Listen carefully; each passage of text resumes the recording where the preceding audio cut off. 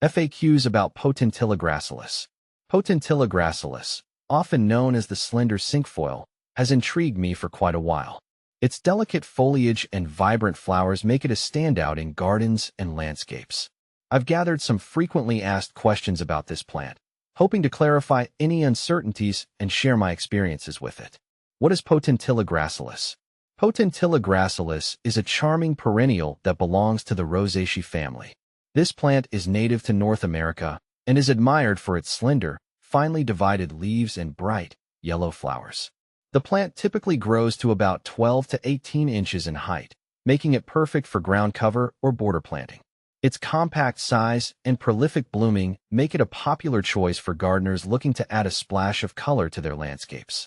How to care for Potentilla gracilis. Caring for Potentilla gracilis is relatively straightforward. Here's a guide based on my experiences.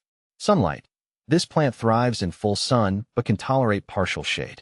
Ideally, it should receive at least 6 hours of direct sunlight each day to promote robust growth and abundant flowering.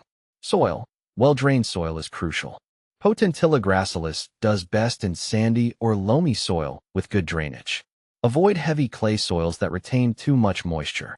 Watering. Regular watering is essential, especially during dry spells. However, it's important not to overwater, as this can lead to root rot. Allow the soil to dry out slightly between waterings. Fertilizing. A balanced fertilizer applied in early spring will support growth and flowering. I use a general-purpose fertilizer and apply it once a year to keep the plant healthy and vigorous. Pruning.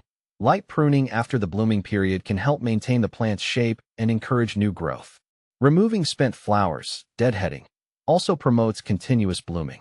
How to propagate Potentilla gracilis. Propagation of Potentilla gracilis can be done through seeds or division. Here's how. Seeds. Sow seeds in early spring or fall. They should be planted in a seed tray filled with well-draining soil. Keep the soil moist but not waterlogged. Germination usually occurs within 2 to 3 weeks. Once seedlings are large enough, they can be transplanted to their permanent location. Division. This method is best done in early spring or late summer. Dig up mature plants and divide the root ball into smaller sections, each with roots and shoots.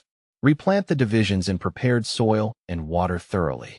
Dividing plants helps rejuvenate them and can be an effective way to propagate. What to plant with Potentilla gracilis. Potentilla gracilis pairs well with various plants due to its low-growing habit and bright flowers. Here are some of my favorite combinations. Lavender. The contrast between the vibrant yellow flowers of Potentilla and the purple blooms of lavender is visually striking. Both plants prefer full sun and well-drained soil, making them perfect companions. Sedum. The succulent foliage of sedum complements the fine leaves of Potentilla. Sedum's drought tolerance also pairs well with Potentilla's moderate water needs. Echinacea. Coneflowers and Potentilla create a colorful, textured display in the garden. Echinacea's tall, bold blooms contrast nicely with Potentilla's delicate flowers. Is Potentilla gracilis toxic? Potentilla gracilis is generally considered non-toxic to humans and pets. I haven't encountered any issues with toxicity, making it a safe choice for gardens frequented by children or animals. However, as with all plants, it's wise to keep them out of reach of young children and pets who might chew on leaves or flowers. Benefits of Potentilla gracilis. This plant offers several benefits that make it a valuable addition to any garden. Low maintenance. Once established, Potentilla gracilis requires minimal care, which is ideal for busy gardeners. Attractive foliage and flowers. Its fine-textured leaves and bright yellow flowers add beauty and interest to any landscape. Versatile. It works well as ground cover, in borders, or as a filler plant in containers. Common problems with Potentilla gracilis. While Potentilla gracilis is relatively trouble-free, it can occasionally face a few issues. Powdery mildew. This fungal disease can affect Potentilla, especially in humid conditions. To manage it, ensure proper air circulation around the plant and avoid overhead watering. Root rot. Overwatering can lead to root rot. Make sure the soil is well drained and avoid prolonged moisture. Pests. Aphids and spider mites can sometimes be a nuisance. Regular inspection and appropriate treatments can keep these pests in check. Compare Potentilla gracilis with other similar plants. Potentilla gracilis is often compared with other Potentilla species like Potentilla fruticosa, shrubby cinquefoil, and Potentilla thurberi, Thurber's cinquefoil. Here's a brief comparison. Potentilla fruticosa. Unlike Potentilla gracilis, Potentilla fruticosa is a larger shrub, often reaching 2 to 3 feet in height. It has a more robust growth habit and is suitable for hedges and larger garden spaces. Potentilla thurberi. This species is more drought-tolerant and has a different flower color palette, including pink and white.